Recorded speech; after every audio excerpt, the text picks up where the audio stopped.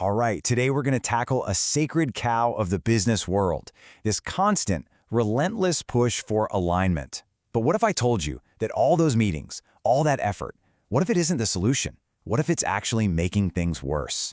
Let's dig in. I mean, you probably felt this, right? It's this crazy paradox. Your calendar is just wall-to-wall meetings, syncs, offsites, town halls, all of them designed to get everybody on the same page. But nothing's moving faster. In fact, projects are slowing down, big decisions are getting kicked down the road, and actual progress just grinds to a halt. So why is it that forcing everyone to agree actually seems to kill all our momentum? That's the big question we're going to unpack. And that leads us right into our first big idea, what we're calling the alignment trap. You know the one, that frustrating, endless loop of meetings that feels like you're doing something important, but you never actually go anywhere.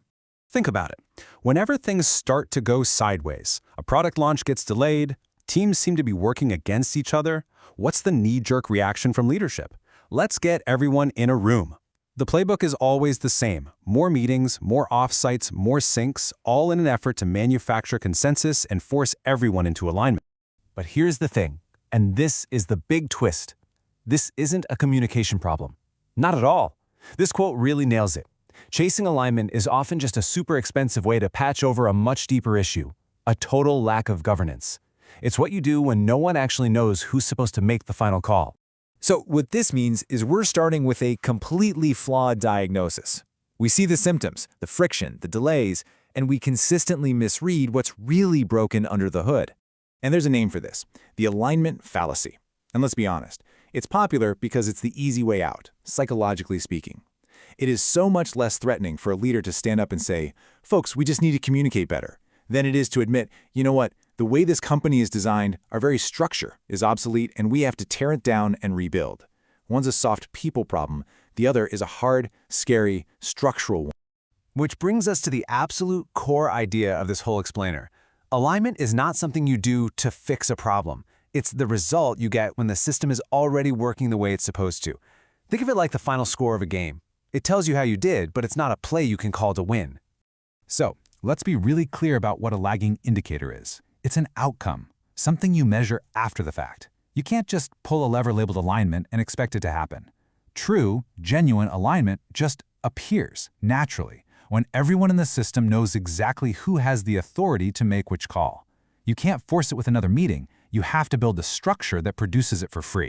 And this really shows the massive difference between the two types of alignment. On one hand, you've got invisible alignment. It's effortless. It's the quiet, smooth hum of a well-oiled machine where people can move fast because the rules of the road are crystal clear. On the other hand, you have manufactured alignment. It's loud, it's exhausting, it requires constant meetings and intervention. It's basically a tax you're forced to pay because your organizational design is broken. And wow, this quote just perfectly captures the mistake, doesn't it? You're trying to solve a physics problem, the actual structure and mechanics of your organization, using psychology. You're bringing feelings and communication workshops to a problem that's about levers and pulleys. It just doesn't work. You can't talk your way out of a broken blueprint. And this mistake, it has a very real, very painful cost. Which brings us to our next section, the hidden consensus tax.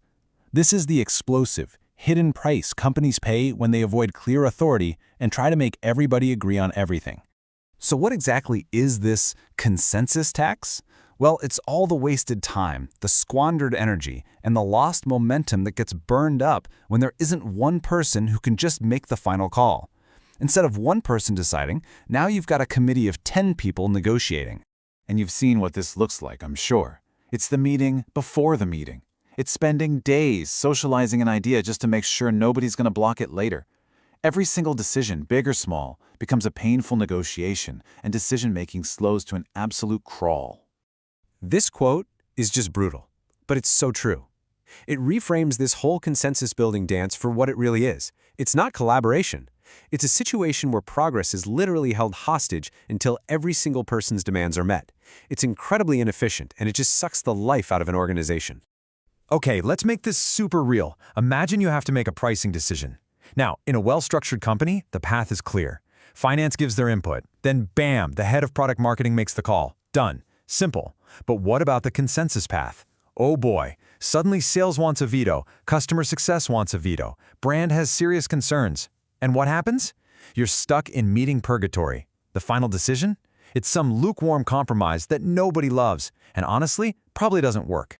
So let's see how this actually plays out. We're going to look at a quick case study of a company, we'll call them TechFlow, and see how this philosophy led to a total collapse.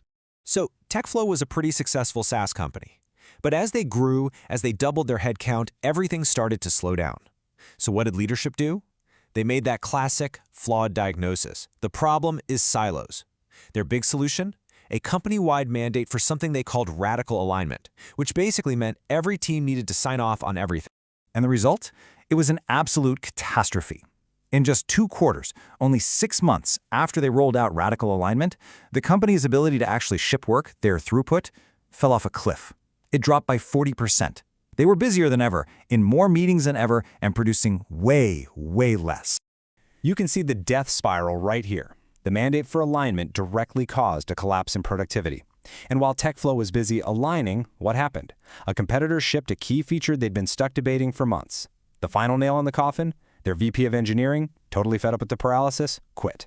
They tried to fix a people problem and ended up breaking their entire engine. Okay, so if chasing alignment is the wrong answer, what's the right one? That brings us to our final section, the structural solution. This is all about getting out of the psychology business and back into the physics business. Here's the most important takeaway of all. Stop trying to fix your people and start fixing the system they're working in. The solution isn't another team-building exercise or a communications coach. It's doing the hard, architectural work of leadership, defining with brutal clarity who owns which decision and who is accountable for what outcome. This table just lays it all out perfectly, doesn't it? You have 2 completely different philosophies. The alignment approach focuses on psychology. Its main tool is the meeting, and the result is latency. Everything slows down. The structural approach, on the other hand, focuses on physics. Its main tool is clear decision rights, and the result is velocity, speed. The choice couldn't be more clear. And let's land on this final quote, because it's so powerful. It completely reframes how we should think about this. That constant, nagging feeling that your teams just need to get aligned? That's not a call to action to book another meeting. That is a fire alarm going off, warning you that the fundamental structure of your organization has already failed. So I'll leave you with this one question to think about. Take a hard look at your own team, your own calendar, your next meeting invite. Ask yourself, are we really collaborating here to move forward with speed and clarity? Or are we just stuck in a polite hostage negotiation where progress is held captive by the need for everybody to agree on everything? Seriously, the answer to that question, it could change everything.